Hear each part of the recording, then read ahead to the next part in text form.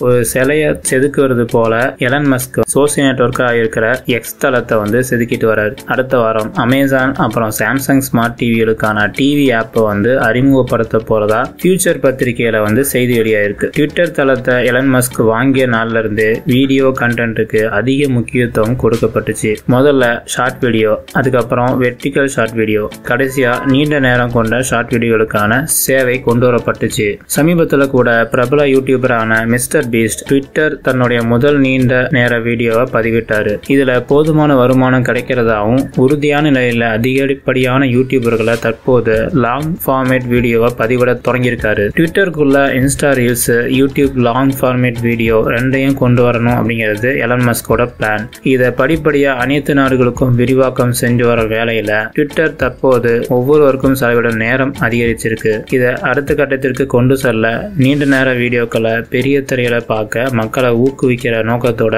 தொலைக்காட்சிக்கான X செயலியை கொண்டு வரப்பட உள்ளது அப்படின்னு சொல்லிட்டு தகவல் வெளியாயிருக்கு. எக்ஸ் தளத்துடைய புதிய செயலி யூடியூப் கூட நேரடியா போட்டியிடவே இது ஆரம்பிக்க போகிறதா சொல்லியிருக்காங்க. புதிய ஆப் யூடியூப் உடைய டிவி போல இருக்கும் அப்படின்னு சொல்லி தகவல் வெளியாயிருக்கு. இது போல எலன் மஸ்க் லைவ் ஸ்ட்ரீமிங் தளமான ட்விட்ச், மெசேஜிங் ஆப் ஆகியிருக்கிற சிக்னல், அப்புறம் வந்து சமூக வலைத்தள ரெட்டிட் அப்புறம் சேவைகளும் ட்விட்டர்ல கொண்டு வர திட்டமிடப்பட்டு வருது அப்படின்னு சொல்லிட்டு ஃபியூச்சர் நாளிதழில் தெரிவிக்கப்பட்டிருக்கு.